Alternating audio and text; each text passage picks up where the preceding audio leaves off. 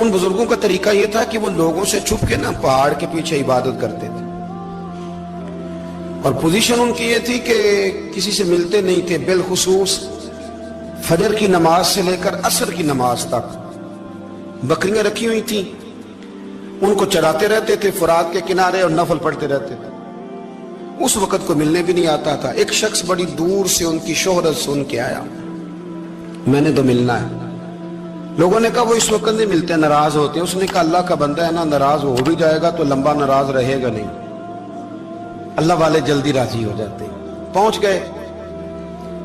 अब वो बाबा जी नमाज पढ़ रहे थे तो कहते मैंने अजीब मंजर देखा कि बाबा जी फुरात के किनारे नमाज पढ़ रहे हैं और एक भेड़िया उनकी बकरियों की हिफाजत कर रहा है। कहते मैं हैरान रह गया कि भेड़िया तो बकरियां खाया करता है और यहाँ चरा रहा है। कहते मैं जब गया तो बाबा जी नवाफिल में मशगूल थे, मुझे देख के कहने लगा इस वक्त क्यों आए? मैंने कहा हुजूर अगर आ गया हूं तो फिर मेहरबानी करे कबूल फरमा ले। मैं बैठ गया तो मैंने कहा हुजूर ये भेड़िया बकरियां चरा रहा है, भेड़िया और बकरिया की सुलह कब से हो गई? तो फरमाते हैं लंबी तकरीर नहीं, हल्का सा जुमला। फरमाने लगे जब से बकरियों के मालिक ने रब से सुलह कर ली है ना, तब से भेड़ियों ने भी बकरियों से सुलह कर ली है। बकरियों के मालिक ने रब से सुलह कर ली, गुनाह छोड़ दिए, उसकी फर्माबरदारी में आ गए। अब फिर उसे बकरियां चलाने की जरूरत नहीं रही, बकरियां ना अब भेड़िया चराता है। कहते हैं मेरे ऊपर कपकपी तारी हो गई बुजुर्गों की बात सुन के, और मुझे प्यास लगी और ख्वाहिश आई कि पता नहीं अब बाबा जी कुछ खिलाएं पिलाएंगे भी कि नहीं, बाबा जी कुछ खिलाएंगे भी कि नहीं। कहते मेरे दिल में ख्याल था तो बुजुर्गों ने ना एक लकड़ी का प्याला, उनके पास वो गार में बैठे थे तो एक छोटा सा पत्थर था, उसकी ढलान बनी हुई, बाबा जी ने उसके नीचे लकड़ी का प्याला रखा, वो रखा ही था तो वो दूध से भर गया। कहते उन्होंने मुझे दिया तो ठंडा और मीठा दूध, मेरी तबीयत खुश हो गई। बाबा जी ने ना दोबारा वही प्याला उसी जगह रखा तो शहद से भर गया। 1000 साल पहले दाता साहब लिख रहे हैं। कहते मुझे दिया, मैंने फौरन कहा, मैंने कहा हुजूर ये दूध तो गाय भैंस देती है, पहाड़ों से तो नहीं निकला करता, और शहद तो शहद की मक्खियां देती हैं, पत्थरों से तो नहीं निकलता, ये आप कहां से निकाल रहे हैं? तो कहते हैं वो कुरान मजीद पढ़ने लगे। वज़िस्तस्क़ा मूसा लिक़ौमिही, जब मूसा की कौम ने उनसे पानी मांगा, फरमाने लगे मूसा की नाफरमान कौम पानी मांगे, हजरत मूसा पत्थर पे डंडा मारे तो अल्लाह वहां से 12 चश्मे जारी कर दे। जो रब हजरत मूसा की नाफरमान कौम के लिए पत्थर और पहाड़ों से चश्मे निकाल देता है ना, वो मोहम्मद अरबी के गुलामों के लिए पत्थर और पहाड़ों से दूध और शहद भी निकाल दिया करता है। वो बुजुर्ग कहने लगे बस बात ये है कि आज भी हो अगर इब्राहिम का ईमान पैदा तो आग कर सकती है अंदाजे गुलिस्तां पैदा। कहने लगा हुजूर फिर मेरे लिए भी दुआ करें। आप फरमाने लगे फिर दुआ ना करा तो मदीने वाले की गुलामी शुरू कर, तो नबी करीम की गुलामी शुरू कर, तो रसूल पाक की गुलामी शुरू कर। एक बात इल्म, फिर फरमाया अल्लाह रसूल से मोहब्बत, फिर फरमाया हुजूर की गुलामी। इससे सारे मुकाशिफात खुलेंगे, इससे सारे मुशाहदात खुलेंगे, इसी से करामतें मिलेंगी, इसी से मकबूलियत होगी, इसी से अल्लाह नबी की बारगाह में दर्जा मिलेगा। फिर दाता साहब आगे बढ़ते और दाता साहब फरमाते सूफिया की एक जमात है जो कहती है हमने तो कभी अपनी जुबान पर दुख बयान ही नहीं किए, हर शय अपने रब रसूल के हवाले कर दी, हर शय अल्लाह रसूल के। और दाता साहब तो कहते हैं कुछ ऐसे भी हैं जो दुआ भी नहीं मांगते, लोगों के लिए मांगते, अपने लिए नहीं मांगते। आप दुआ क्यों नहीं मांगते? तो कहते हैं अल्लाह को तो पता ही है हमें क्या चाहिए, उसे तो पता ही है। एक बुजुर्ग की बात लिखी है दाता साहब ने, मेरी जमात में ना मिजाज है करामतों का, मुझे वो सारी बातें भी आती हैं कि एक बंदा कराची से आया, दाता साहब हाजिरी दी तो उसकी लॉटरी निकल आई, ये भी मुझे आती है, लिखी पढ़ी है मैंने, किताबों में है ये भी। एक बंदा, ये सारी बातें ना आती हैं करामतों में, बड़ी सारी चीजें लोग बयान करते हैं कि मैं वहां आया और मैंने हाजिरी दी तो मौज लग गई, ये सारी बातें आती हैं। हमारे पुराने बुजुर्ग और भी किस्से सुनाया करते थे, सारी हमें चीजों का पता, पर जो उन्वान है ना वो हजरत शेख अबू नूर कहते हैं कि एक बंदा दाता साहब के मजार पे घूम रहा था, दाता 10 रुपए दे, 10 रुपए दे, 10 रुपए दे। तो एक बंदा बड़ी देर से उसे देख रहा था, वो कहने लगा दाता ने तुझे क्या देना है? इधर आ मैं दूं। उसने 10 दिए। बंदा बड़ा हसीन था, हंस पड़ा, कहने लगा दाता तेरे भी सदके जाऊं। दिन आने लगा तो मुनकर से ही दिलवा दिए। جو نہیں مانتا اسی سے دلوا دیے. وہ بڑا پریشان ہوا, میں اور چکر میں تھا, اس نے میرے اوپر ہی جڑ دی ہے بات. کہنے لگا داتا تیرے صدقے جاؤں. تو یہ ساری باتیں کتابوں میں موجود ہیں, لوگوں نے اپنے اپنے مشاہدات جو جس کے ساتھ پیش آیا اس نے بیان کیے ہیں. بہت ساری باتیں قابل بیان ہیں, پر جو عنوان ہے میں اس پہ رہنا چاہتا ہوں. داتا صاحب رحمت اللہ علیہ فرماتے ہیں ہماری تعلیمات ہیں کہ اپنے دکھ درد دنیا داروں سے بیان نہیں کرنے, سوال کا دروازہ لوگوں کے سامنے کھولنا اللہ والوں سے کہیں گے, کبھی کہنا ہوگا تو دنیا داروں سے کہنا. کہتے ہیں کہ شیخ احمد نام کے بزرگ تھے, ساری زندگی کسی کو کام نہیں بتایا, ساری زندگی بڑی مشکلات آئیں, پر کبھی اپنی ذات پر سوال کا دروازہ نہیں کھولا. ایک ایسی مشکل آئی کہ جو حل ہی نہیں ہوتی تھی. کسی نے ان پر کوئی الزام لگا دیا. ابو مسلم نام کا ایک بادشاہ تھا, اس کی حکومت تھی, اس نے پکڑ کے قید میں ڈال دیا. اب قید میں ہیں, جرم لگ گیا ہے, فرد جرم عائد ہو گئی ہے, جیل میں ہیں. لوگ کہنے لگے حضرت جی اپنی صفائی میں کچھ کہیں. فرمانے لگے ساری زندگی بندوں سے کچھ نہیں کہا, اللہ رسول کو پتا ہے میں بے گناہ ہوں, مجھے کہنے کی ضرورت نہیں. داتا گنج بخش علی حجویری نے لکھا ہے, داتا صاحب کہتے ہیں تو یقین کامل تو پیدا کر, تو ایمان تو پختہ کر.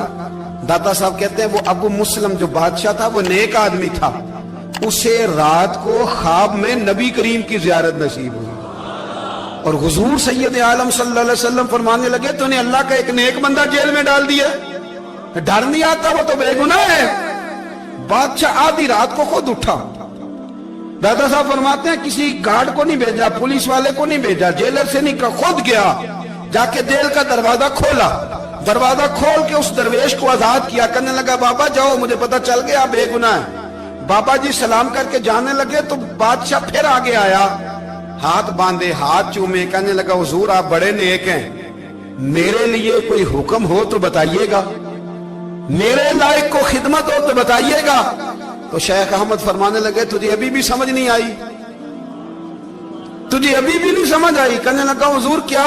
فرمانے لگے جو تہجد کے وقت تجھے اٹھا کے مجھے رہا کرنے بھیج سکتے ہیں وہ میری کوئی ضرورت باقی رہنے دیں گے؟ مجھے کوئی ضرورت پڑے گی کسی اور کو کہنے کی؟ جو تہجد کے وقت تجھے اٹھا کے بھیجتے ہیں کہ جا کھول جا کے دروازہ, وہ ضرورت رکھیں گے میری؟ ضرورت مجھے رہے گی کہ میں تجھے اور کوئی کام؟ ابھی بھی تجھے سمجھ نہیں آئی. تو داتا علی حجویری رحمت اللہ علیہ فرماتے ہیں اصل میں ہماری طبیعت ہے, ہم نے بندوں سے دل لگا لیا ہے. دل اللہ رسول سے لگاؤ, کسی بندے سے لگانا تو اس سے لگاؤ جو اللہ والا ہو.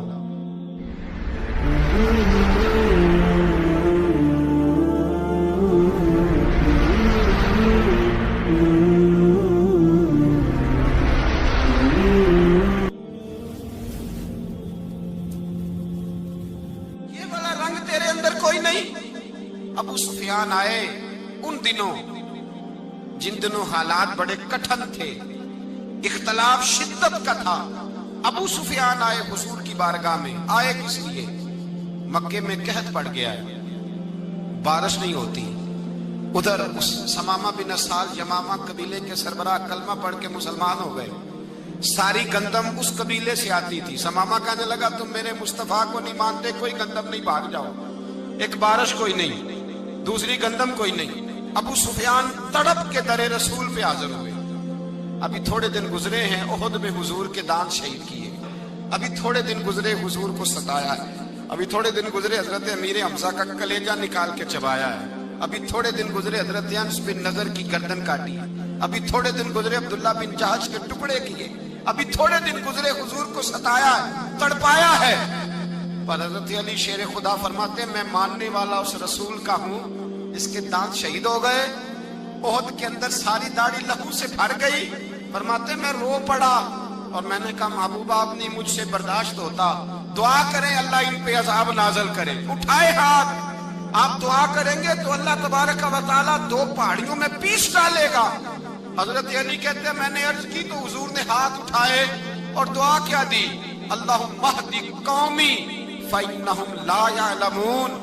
اے اللہ میری قوم کو ہدایت دے دے, یہ جانتے نہیں یہ کیا کر رہے ہیں. اللہ انہیں ہدایت دے. یہ اخلاق حسنہ کا معیار.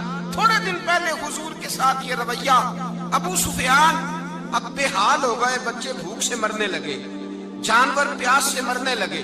ابو سفیان چھپتا چھپاتا کہنے لگا چارہ کوئی نہیں, مصطفیٰ کے پاس جانا ہی پڑے گا. ابو سفیان مدینے پہنچ گئے. جب پہنچے نا تو ابو سفیان کی اپنی صاحبزادی حضرت ام حبیبہ ام المومنین تھی, رسول اللہ کی زوجہ تھی. ابو سفیان جب آئے تو حضرت ام حبیبہ کے پاس سیدھے ان کے گھر گئے بیٹی سے ملنے. حضور کا بستر بچھا ہوا تھا. حضرت ام حبیبہ حضور کی زوجہ ام المومنین بستر بچھا ہے. ابو سفیان بیٹھنے لگے, جناب ام حبیبہ کہنے لگی ابا جی ٹھہر جائیں. وہ ٹھہرے تو بستر سمیٹ دیا. کہنے لگے بیٹی شاید تیرے گھر میں کوئی قیمتی بستر نہیں, غربت چھپانے کے لیے بستر سمیٹ رہی ہو. جناب ام حبیبہ کہنے لگی ابا تو مسلمان نہیں نہ ہوا, ابھی تیری سوچ کافروں جیسی ہے. تو یہاں آ کے کھڑا ہونا جہاں میں کھڑی ہوں, پھر تجھے رسول اللہ کی محبت کے رنگ کا پتہ چلے. تو ابھی کھڑا وہاں ہے جہاں تجھے کفر ہی کفر سنائی اور سجائی دیتا ہے. بستر اس لیے نہیں سمیٹا کہ معاذ اللہ کم قیمت تھا, میں نے اس لیے سمیٹا ہے کہ تو نجس ہے, ناپاک ہے, ابھی کلمہ نہیں پڑھتا. اور یہ اس رسول کا بستر ہے کہ جو بستر میں موجود ہوتے ہیں تو جبریل امین قرآن لے کے تشریف لے آتے ہیں. وجود اس قابل نہیں کہ یہاں بٹھایا جائے. نبی پاک صلی اللہ علیہ وسلم کی بارگاہ تک ابو سفیان آئے. ابو سفیان کہتے ہیں مجھے امید نہیں تھی, ابھی سوچ نہیں نہ بدلی تھی. کہتے مجھے امید نہیں تھی, میرا خیال تھا وہ شکوے کریں گے, شکایتیں کریں گے, وہ کہیں گے تم نے بھی تو بڑا کچھ کیا ہے نا. ابو سفیان کہتے ہیں میں قربان جاؤں, میں نے یہ رنگ دیکھا تو مدینے کی فضا ویسے ہی بڑی ٹھنڈی تھی, لیکن مصطفیٰ کریم کے ساتھ جب میں نے بات کی تو میرے وجود پر گریہ طاری ہو گیا, میرے اوپر کیفیت طاری ہو گئی, میں تڑپنے لگا. کہتے ہیں میں نے کہا محبوبہ میں آیا ہوں, آپ کا کلمہ پڑھتے ہی سمامہ نے گندم بند کر دی ہے, بارشیں رک گئی ہیں, مکے کے لوگ بھوک اور پیاس سے مرنے لگے ہیں. محبوبہ بیٹیاں روتی ہیں, یا رسول اللہ مائیں ان کی چھاتیوں میں دودھ خشک ہو گیا ہے, بچے بلکتے ہیں. ابو سفیان کہتے ہیں میں دشمن تھا, سارے مکے کے لوگ دشمنی کرتے تھے, لیکن جب میں نے یہ لفظ کہے نا اچانک میری نظر اٹھی تو مصطفیٰ کریم کی تو آنکھیں آنسو برسا رہی. کہتے میری بات بھی مکمل نہ ہوئی, حضور نے پہلے رکا منگوایا, سمامہ کے نام فرمایا, پہلے تو انہیں غلہ اپنی مرضی سے دیتا تھا, اب تیرے نبی کا حکم ہے کہ پہلے سے بڑھ کر تو انہیں غلہ دینا ہے. اور پھر میرے مصطفیٰ نے ہاتھ اٹھائے. اور بھائی مشکل ہوتا ہے, مشکل ہوتا ہے, سگے بھائی کے لیے لوگ دعا نہیں کرتے, کہتے میرا شریکہ ہے. ساس بہو کے لیے بہو ساس کے لیے دعا نہیں مانگتی, کہتے اختلاف ہے, لوگ لوگوں کی زندگی نہیں مانگتے, بیماری میں شفا نہیں مانگتے. ابو سفیان کہتے ہیں آمنہ کے لال تیرے قربان جاؤں. حضور نے ہاتھ اٹھائے اور کہا اے اللہ مکے کی سنگلاخ پہاڑیوں پہ بارش برسا, اے اللہ کھیتیاں ہری کر دے, اے اللہ ماؤں کی چھاتیوں میں دودھ بھر دے, اللہ عورتوں کو تازگی دے دے, بچوں کو رانائی دے دے, پھلوں پھولوں کو تازگی دے دے. ابو سفیان کہتے پہلے حضور رو رہے تھے, اور جب نبی پاک کی دعا دیکھی تو میں نے رونا شروع کر دیا, میں نے رونا شروع کر دیا. کہتے واپس آیا تو وہ احساس کہ یار یہ میں کس شخص سے مل کے آیا ہوں, یہ کس قسم کے آدمی سے مل کے آیا ہوں, یہ کیسا رنگ ہے, یہ کس قسم کا انداز ہے کہ جس کو میں پتھر مارتا رہا وہ میرے لیے دعائیں لے کے بیٹھا ہوا ہے, جس کو ساری زندگی ستایا ہے وہ میرے بچے کے لیے روتا ہے, میری بیٹی کے لیے اس کی آنکھ میں آنسو ہیں, وہ ہمارے لیے تڑپ رہے ہیں. میرے بھائیوں, ابو سفیان کہتے ہیں پھر دوسرا جلوہ میں نے تب دیکھا جب حضور مکے آئے, اور میں تو آخر تک لڑنے آیا تھا نا, حدیبیہ تک. کہتے ہیں جب رسول پاک مکے آئے اور حضور نے اعلان معافی کیا تو بنتا تو یہ تھا کہ مجھے سزا ملتی, لیکن میرے مصطفیٰ کریم نے فرمایا جو ابو سفیان کے گھر میں چلا جائے گا میں اسے معاف کر دوں گا. کہتے ہیں میں نے کہا یہ میرے لیے کس قسم کی سزا تجویز کی ہے کہ میں عمر بھر دشمنی کرتا رہا اور یہاں رنگ عجیب ہے. حضور نے میرے لیے ہی اعزاز لکھ دیا, فرمایا جو ابو سفیان کی حویلی میں داخل ہو گیا میں نے معاف کیا.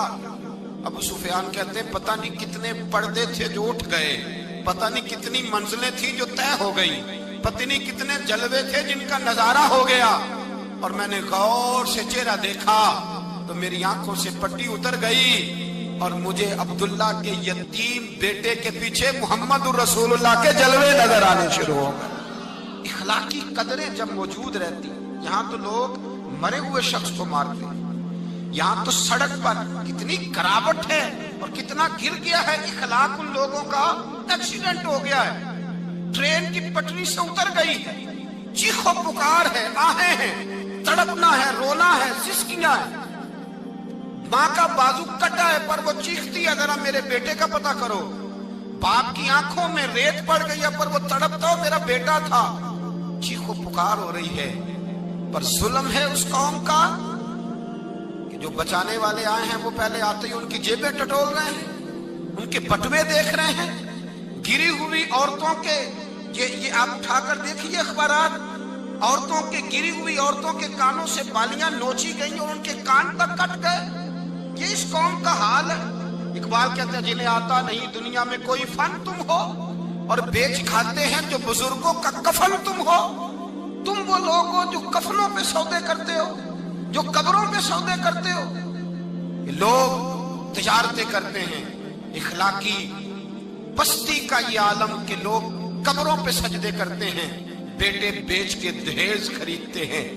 غریب کی بیٹی روز تڑپتی ہے، روتی ہے، روز سسکیاں لیتی ہے کہ کہاں سے وہ دروازہ کھلے گا جب میں بھی جب سہاگن ہوں گی، جب میرا باپ بھی عزت کے ساتھ مجھے رخصت کرے گا۔ اور غریب آدمی بیٹی کی شادی کے بعد اتنا دکھی رہتا ہے، وہ بھی کم ہی لوگ جانتے ہیں، وہ بھی وہی لوگ جانتے ہیں جو اس منظر سے گزرتے ہیں۔ ہمارا اخلاقی معاملہ اس قدر زیادہ تباہی کا شکار ہے۔ میرے مصطفیٰ کریم سید عالم نور مجسم صلی اللہ علیہ وسلم جذبات کا خیال رکھتے، احساسات کا خیال رکھتے، تصورات کا۔ او بھائی، اس سے بڑا اخلاق کا مظاہرہ کہاں سے لینے جاؤ گے؟